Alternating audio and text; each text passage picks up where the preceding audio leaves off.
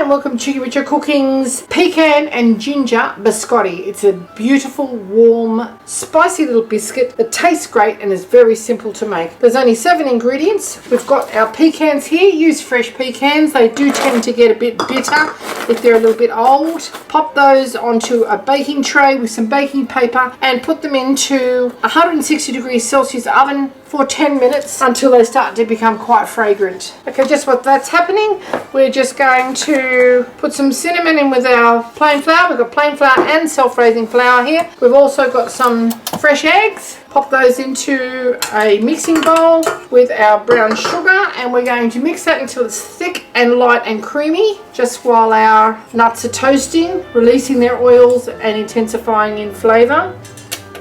Just on a medium speed for about 5 minutes or so until they're thick and creamy.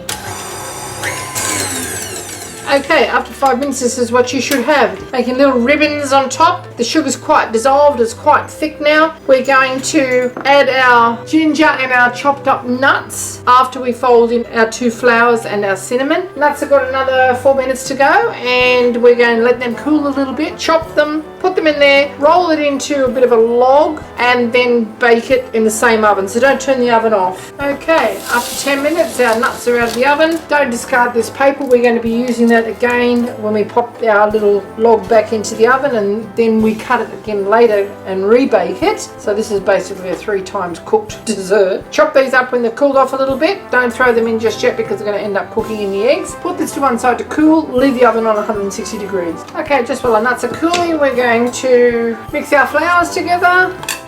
Shake them into our biscuit mixture. Discard any lump. Fold that through. Doesn't have to be completely incorporated. Chop up our nuts now, just roughly. Don't use a food processor for this. We want to have a little bit of texture here, but we don't want to have great big pieces because they're not going to be very easy to cut.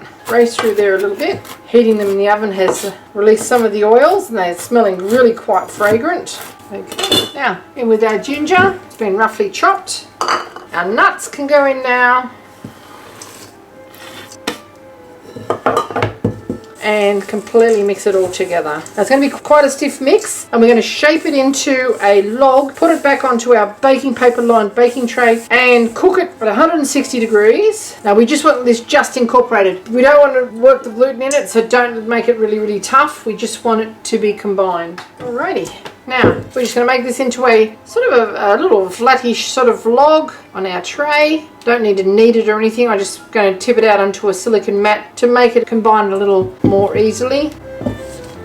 Oh, they're going to be so delicious. Let's push it together. I suppose you could use walnuts with this too, but the pecans have got a really nice sweetness. And combined with that brown sugar and that ginger, it's going to be absolutely delicious. Okay.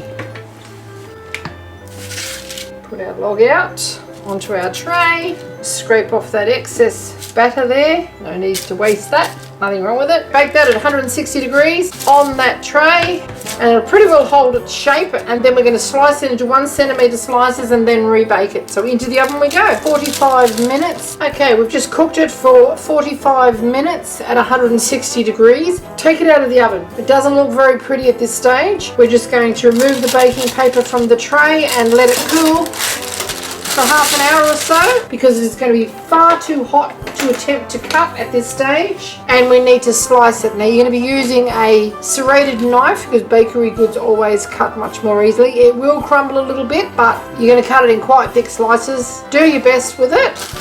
Oh, hot.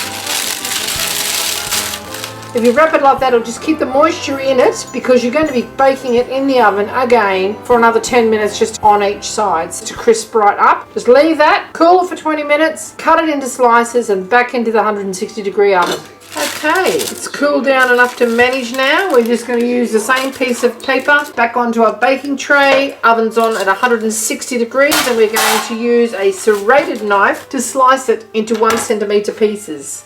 Now before we start, you have to be aware that this is going to want to crumble, so just be gentle, take your time and hold it together as best you can whilst you slice through it like so. Okay, pop those onto our tray and we're going to bake them for 10 minutes on each side. So centimetres, just over 1/4 of an inch. Don't press too hard and don't rush it. and this is what you're going to have. And continue with the rest. Gentle sawing action. Let the knife do the work. Now into the oven we go for 10 minutes on each side at 160 degrees until it's nice and crisp. Don't expect it to dry completely out, because if it does, then you're going to find that it'll be too crunchy and it'll be hard to eat. Okay, after 10 minutes we're just going to turn these over and give them another 10 minutes at 160 degrees. Okay, back into the oven we go. Okay, and another 10 minutes and this is what you should have. So what we're going to do, it's 85% humidity here at the moment, which means that they're going to absorb all the moisture back into them. So the oven is turned off. I'm just going to sit it back in the oven, and that way they're not going to get all soft, because I have to let them cool before I can pack them into an airtight container, and they will keep for several weeks. You can put them into some cellophane packets with a little Christmas ribbon. Great presents for elderly neighbours, family and friends. They are also gorgeous on the Christmas table, and if you don't get a chance to eat them over Christmas, it doesn't matter. They will still keep fresh, and they're great to have on standby to have with a nice cup of coffee or a hot chocolate, or maybe some eggnog or something. Hope you enjoyed this little cooking demonstration of Chicky Richa Cooking's pecan and ginger biscotti. If you'd like to see more interesting recipes and ideas, just check out our Chicky Richa Cooking channel, and don't forget to please subscribe, and do come back and visit us again soon. We've got so much more to show you, and we're uploading lots of videos, and we're heading towards 100 Christmas videos. There's something there for everyone. Why don't you check it out? Thanks for watching. And there you have it. Look how lovely and crisp these are. Put them straight into a airtight container and they will keep for weeks. You can pop them into little cellophane packets as well and give them away as gifts. They're really delicious. They're not too sweet, and Santa might appreciate a couple of them put out. Just give him a bit of energy on Christmas Eve.